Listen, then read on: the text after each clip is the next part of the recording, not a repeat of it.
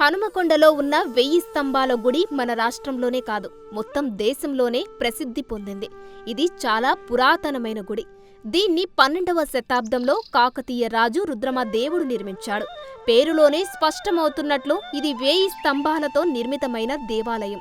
ఈ స్తంభాలపై నాణ్యాలతో కాని ఏదైనా లోహంతో కాని తాకించినట్లయితే సప్తస్వరాలు లయబద్ధమైన మధుర సంగీతం వినిపిస్తుంది. కాకతీయుల శిల్పకళా శైలితో కనిపించే ఈ త్రిపుటాలయంలో నక్షత్ర ఆకార పీఠంపై రుద్రేశ్వరుడు లింగ రూపంలో భక్తులకు దర్శనమిస్తారు.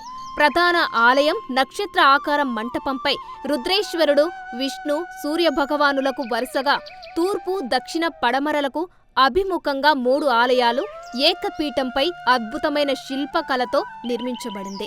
ముగ్గురికి ఒకటే వాహనంగా ఇక్కడ నందీశ్వరుణ్ణి ప్రతిష్ఠించారు. నందీశ్వరుని విగ్రహం నల్లరాతితో మలచబడినది. కళ్యాణ మంటపానికి, ప్రధాన ఆలయానికి మధ్యలో టీవీగా దర్శనమిస్తుంది. ఆలయ ప్రాంగణంలో మరేడు, రావి, వేప వృక్షాలు భక్తుల సేద తీరుస్తాయి. ఆలయ వాయువ్య దిశలో వాయుపుత్ర, అభయాంజనేయ స్వామి నాగప్రతిమలు కొలువై ఉన్నాయి.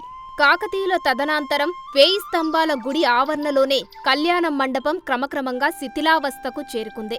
చెన్నైకు చెందిన స్థపతి శివకుమార్ నేతృత్వంలో శిల్పకళా నైపుణ్యం కలిగిన బృందం 18 ఏళ్ల పాటు శ్రమించారు.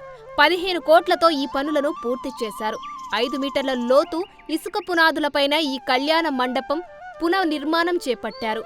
132 పిల్లర్లు, 160 దిమ్మెలతో అలనాటి వైభవం ఉట్టిపడేలా చేశారు. మాఘ, శ్రావణ, కార్తీక మాసాలలో ఆలయ సందర్శన విశేష ఫలాన్నిస్తుందని భక్తుల నమ్మకం.